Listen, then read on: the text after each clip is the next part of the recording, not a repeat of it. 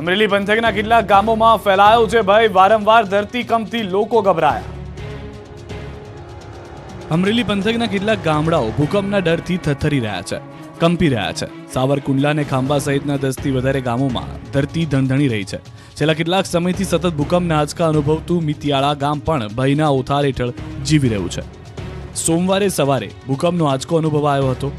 મિતિયાળા બાદ અન્ય વિસ્તારમાં પણ જ્યારે ભૂકંપના આંચકા અનુભવાતા લોકોમાં ફફડાટ ફેલાયો. સાવરકુંડલા, બાજડા, સુરજવડી, મિતિયાળી, સાકરપરામાં પણ ભૂકંપનો આંચકો અનુભવાયો. આંચકાઓ પૈકીના ખાંભા ગીર પંથક સહિત ખાંભા ગ્રામ્ય વિસ્તારમાં ભૂકંપનો જોરદાર આંચકો આવ્યો. રિક્ટર સ્કેલમાં આ આંચકાની તીવ્રતા 3.2ની નોંધાઈ છે, જેની પુષ્ટિ કલેક્ટરે પણ કરી હતી. વારંવાર ધરાધ્રુજતા માત્ર મિતિયાળા જ નહીં, આસપાસના કેટલાય ગામોમાં લોકોની ઊંઘ હરામ થઈ છે.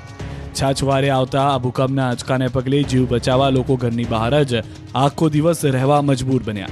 થોડા સમય પહેલા ગાંધીનગર ખાતેથી સિસ્મોલોજી ડિઝાસ્ટર મેનેજમેન્ટ ટીમ સાથે મિતિયાળા ગામે તપાસ માટે પહોંચી હતી. મિતિયાળા વાસીઓ સાથે તેમણે બેઠક કરી જમીનમાં થતી હલચલ અંગે જાણકારી આપી હતી. તેમણે જણાવ્યું હતું કે જમીનના પેટાળમાં 6400 કિલોમીટરમાં થતી મધ્ય કેન્દ્રમાં હલચલને કારણે નાના નાના આંચકાઓ આવે છે. પેપર ફોડનારને હવે 7 વર્ષ સુધી જેલના સળિયા ગણવા પડશે, કારણ કે ભૂપેન્દ્ર પટેલ સરકાર બનાવવા જઈ રહી છે આકરો કાયદો.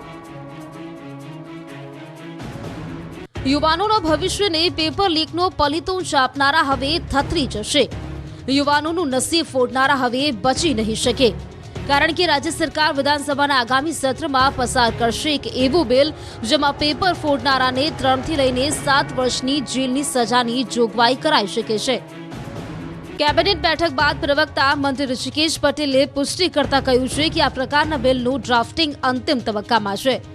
તેમણે કહ્યું કે પેપર છપાય ત્યારથી લઈને પરીક્ષા લેવાય ત્યાં સુધીના કોઈપણ સ્તરે પેપર લીક કરી ગેરરીતિ આચરવાનો પ્રયાસ થશે તો તેને આકરી સજા થશે.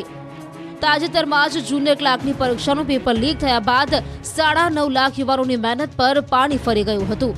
અગાઉ પણ આવી ઘટનાઓ બની હતી, ત્યારે પેપર ફોડનારા તત્વોમાં ફફડાટ ફેલાય અને પેપર ફોડતા ડરે તે માટે કડક કાયદો બનાવાશે.